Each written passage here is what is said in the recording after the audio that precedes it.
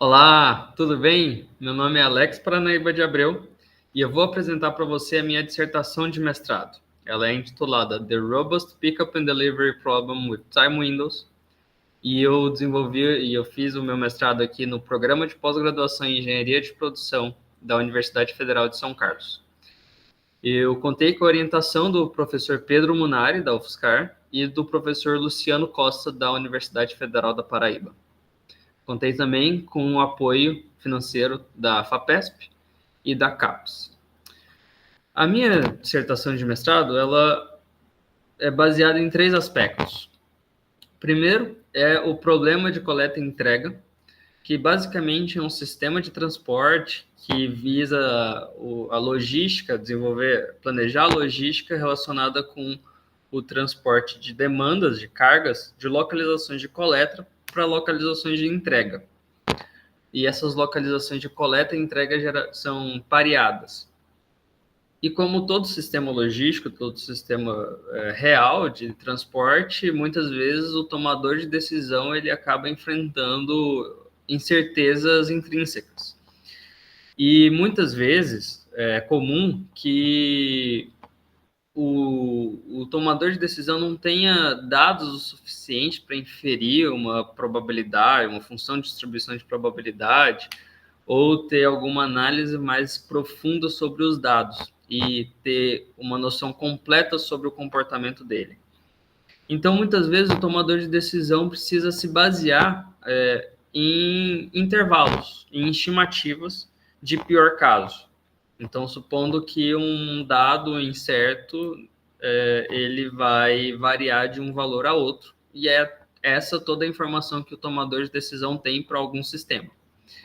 E nesse sistema, para esse cenário, para esses casos, a otimização robusta geralmente é aplicada. E técnicas de otimização robusta visam encontrar soluções para esses sistemas, para esses problemas, que permaneçam factíveis, ou seja, permaneçam podendo ser realizadas, independente do valor exato daquele parâmetro incerto dentro daquele intervalo em que ele foi considerado.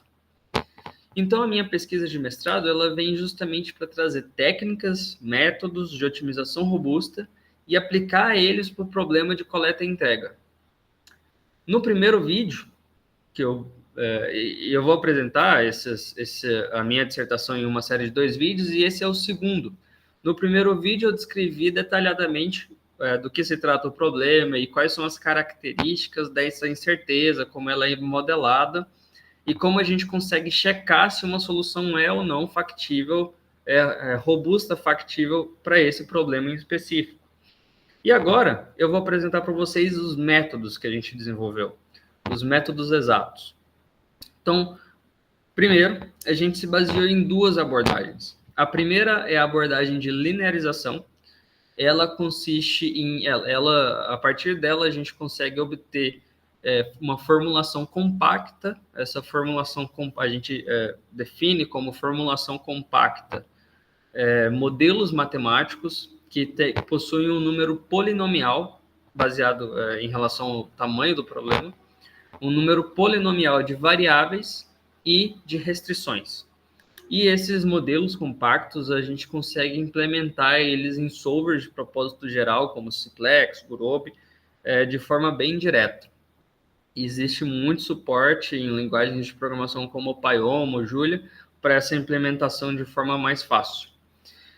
E a segunda abordagem foi baseada em planos de corte.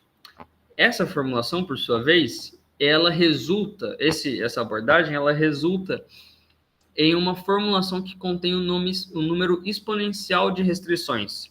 Então, para essa abordagem, a gente teve que desenvolver um método personalizado, específico para esse problema, um método de branch and cut para esse problema, personalizado. Então, primeiro, vamos tratar aqui sobre a abordagem de linearização. Independentemente do método, a gente se baseou numa formulação para o problema determinístico. Um problema determinístico nada mais é do que um problema em que a gente tem conhecimento completo em relação a todos os dados. E todos os dados são estáticos e conhecidos antes da otimização. Então, não tem incerteza nesse problema. Então, nessa formulação matemática compacta, número polinomial de variáveis e de restrições, a partir dela a gente desenvolve os outros dois métodos.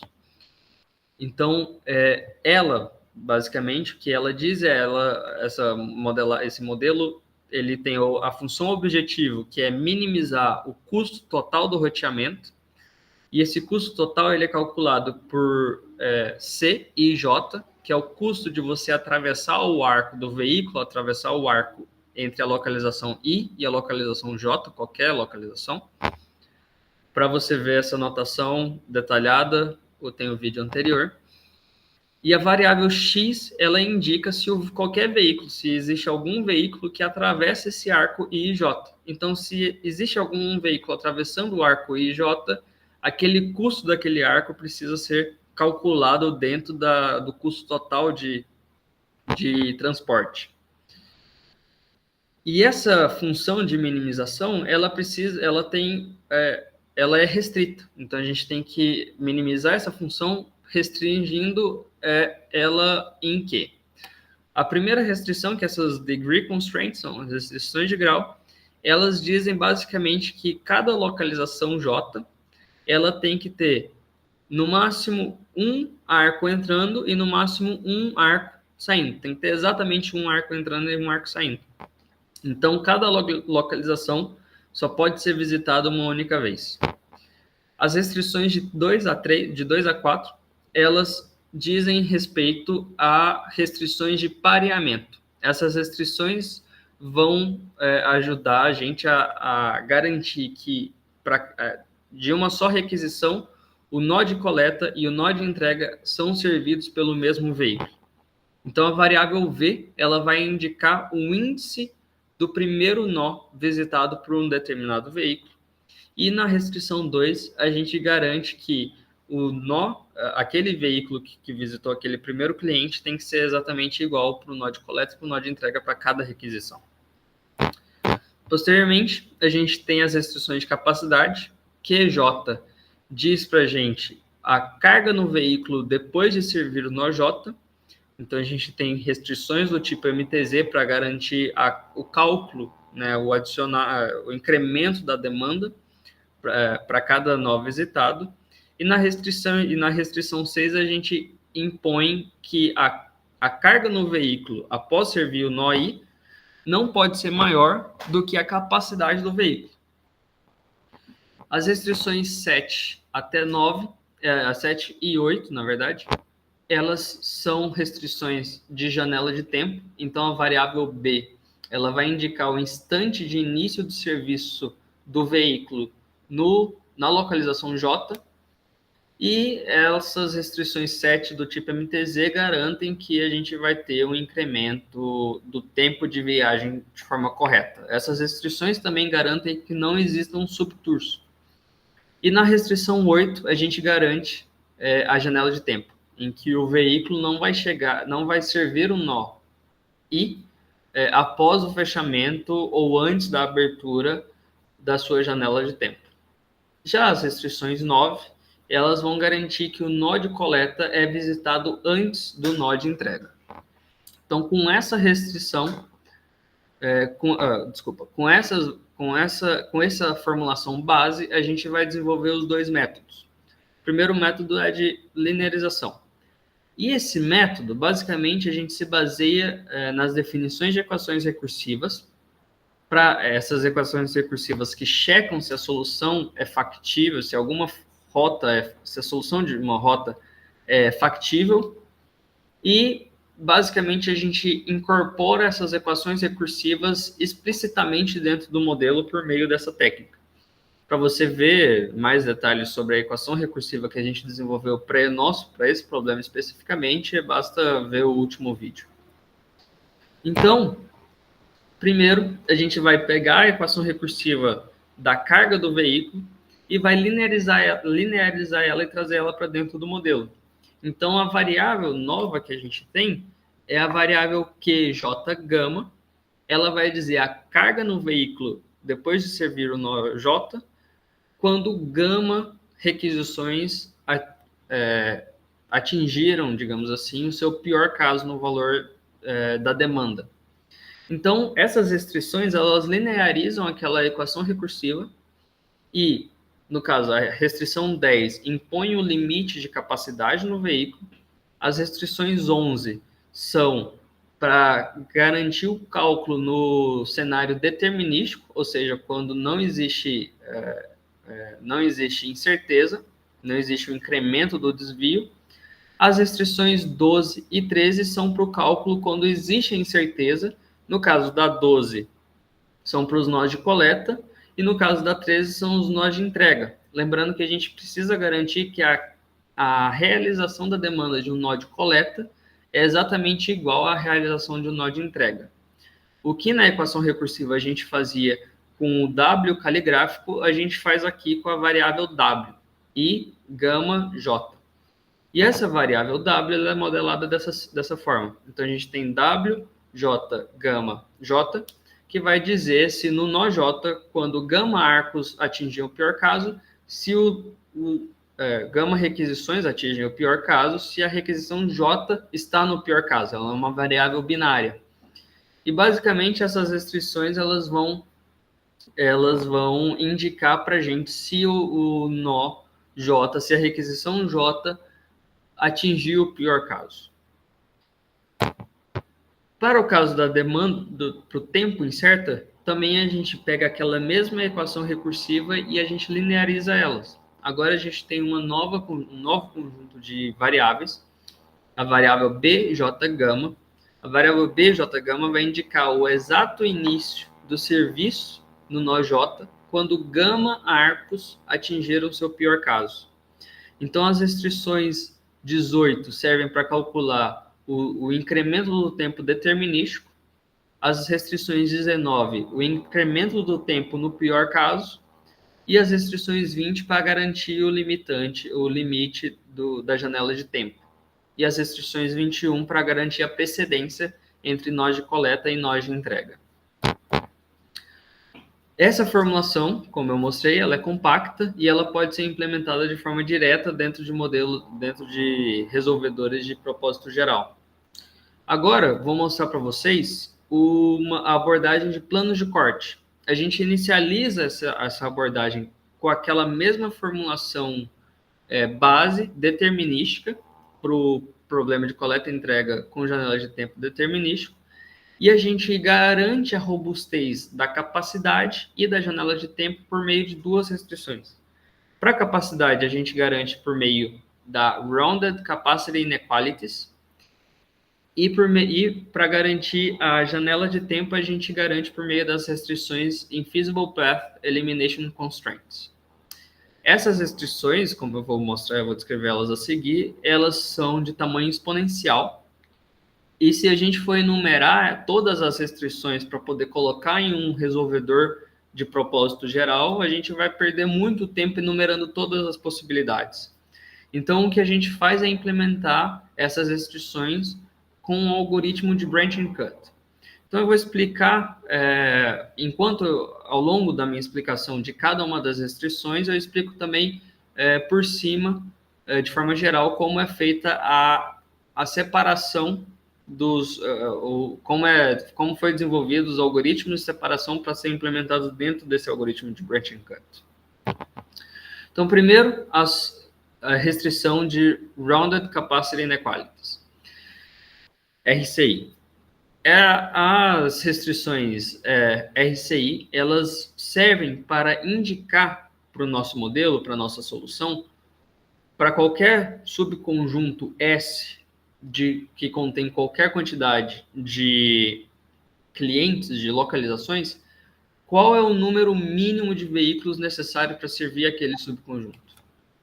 Então, o que a gente faz essa restrição, então, basicamente diz, o lado esquerdo dessa restrição é um somatório de todos os veículos, né, se aquele arco está sendo atravessado, que entra dentro desse conjunto S, e isso tem que ser baseado, o número mínimo de veículos para entrar naquele conjunto S tem que ser baseado em R de S. E R de S é o cálculo, é uma função que calcula a carga total de demanda, a demanda total dentro daquele conjunto S. Vocês podem se lembrar do último vídeo que eu mostrei a forma como se calcula o pior caso da demanda total de um subconjunto S. Então, eu mostrei um exemplo como esse. Então, a gente tem um conjunto S em que os círculos são nós de pickup, de coleta, os quadrados são nós de entrega. E baseado na definição de nós não pareados, a gente consegue encontrar qual que é o número mínimo de veículos que precisam precisam entrar para servir aquele subconjunto S de nós e sair dele. E essa é a equação. Então, a forma como a gente utiliza para calcular o pior caso da demanda total de um conjunto S é utilizando a equação 22 e incorporando ela dentro dessa restrição. Seguindo para o RPEC, que é os Infeasible Path Elimination Constraints, eu vou explicar eles com esse exemplo. Considere que a gente tem um caminho, né, uma rota, que vai do cliente 1 até o cliente 5. Acima desses nós, eu mostro para vocês a janela de tempo. E abaixo, eu estou mostrando o pior caso do exato tempo em que o serviço inicia naquele nó. Então, do nó 1, a gente sai dele na abertura da janela de tempo, a gente segue para o nó 2, para o nó 3, para o nó 4, para o nó 5 e chega no nó 5 após o fechamento da janela de tempo. E todos o exato tempo para chegar naquele nó é calculado utilizando a equação recursiva que eu apresentei no vídeo anterior. Então, você pode ver que esse caminho é infactível. Então, esse caminho ele tem que ser eliminado dessa solução. E como a gente faz a gente pega, a partir do último nó, o nó que gerou a infactibilidade, que é o nó 5, a gente faz o caminho inverso e passando pelos nós iterativamente até encontrar algum nó que satisfaça essa desigualdade, essa condição que está apresentada aí embaixo. Então, assim que a gente encontra o nó em que essa condição é satisfeita, a gente encontra qual que é o caminho, nesse caso, o caminho de 3 até 5, que realmente precisa ser cortado da solução. E para cortar ele da solução, a gente utiliza o Tournament Constraints. O Tournament Constraints ele vai basicamente pegar uma solução e falar que a quantidade de arcos que está relacionada com aquela solução, aquele caminho específico, não pode ser aquela quantidade. Então, existe pelo menos um arco dessa solução que não pode existir mais. E, basicamente, ela está mostrada na figura. A gente utiliza o conjunto L para poder calcular somente uma vez os arcos que saem e que entram dentro do depósito. Apenas um detalhe. Então, a nossa formulação de planos de corte ela é a seguinte. A gente tem a minimização do custo total de transporte, da mesma forma como anteriormente. A gente tem exatamente as restrições de 1 a 9, que são as restrições determinísticas, por problema determinístico. E a gente tem a restrição 23, que vai garantir o número mínimo de veículos que precisa para ser atendido qualquer subconjunto S de clientes baseado no pior caso da demanda dentro daquele subconjunto, baseado no conjunto de nós não pareados. E a gente tem as restrições 24, que são as restrições que vão garantir para toda rota U que é infactível, que a gente checou e descobriu que ela é infactível, a gente tem essa restrição para eliminar ela da solução final. Então, o que a gente faz é a gente pega esses algoritmos que eu descrevi por cima, implementa eles de forma dinâmica ao longo do processo de otimização do solver convencional de propósito geral, por meio de callbacks, e a gente separa, a gente implementa eles. A cada vez que o algoritmo é chamado, a gente implementa os 50 mais violados cortes, restrições que a gente encontra, seja de capacidade, seja de caminhos infactíveis, e a gente separa para soluções fracionárias essas restrições apenas no nó raiz do processo de otimização do branch and bound. Apresentando, então, tendo em vista essas formulações, baseada em linearização e baseada em planos de corte, eu vou mostrar um slide apenas sobre como é que é o resultado geral delas. Então, eu tenho esse gráfico. Esse gráfico vai apresentar a quantidade de instâncias de dados em que a gente encontrou solução ótima, ou então não encontrou solução ótima, atingiu o tempo limite de execução, ou então o computador que executou os testes experimentais, ele excedeu a memória, né, disponível naquele computador para realizar os cálculos para otimização. Então, a gente tem as barras em roxo, são as barras as barras em roxo são para o método de plano de corte, e as barras em laranja são as barras para o modelo compacto. Então, o que a gente pode ver é que no caso da demanda incerta, que são o primeiro conjunto de barras, a gente tem muito mais soluções ótimas do método de plano de corte, do branch and cut, e bem menos soluções ótimas para o método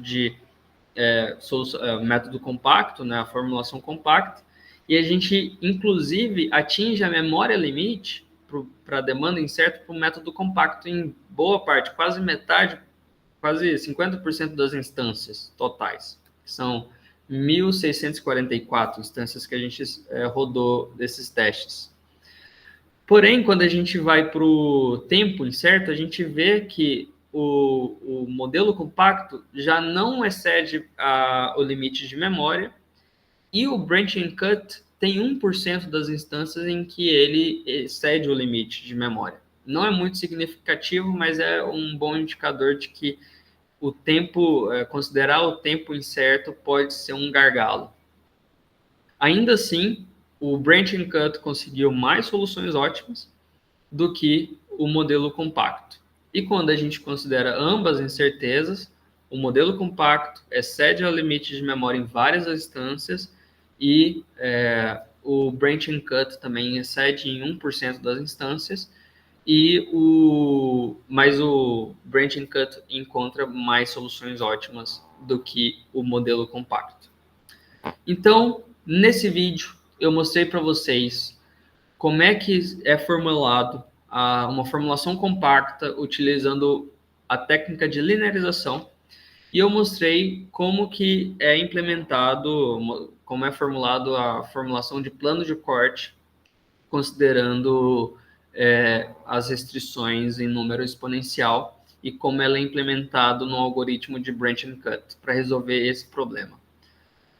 Mostrei também, no finalzinho, como é que cada uma dessas formulações se comportou nas instâncias que a gente testou.